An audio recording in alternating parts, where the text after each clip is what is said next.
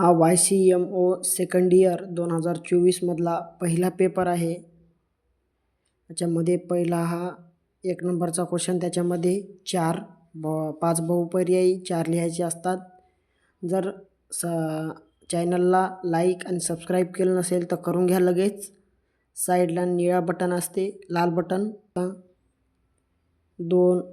दुसरा क्वेश्चन, त्याच्यामध्ये पण 4 लिहायचे असतात.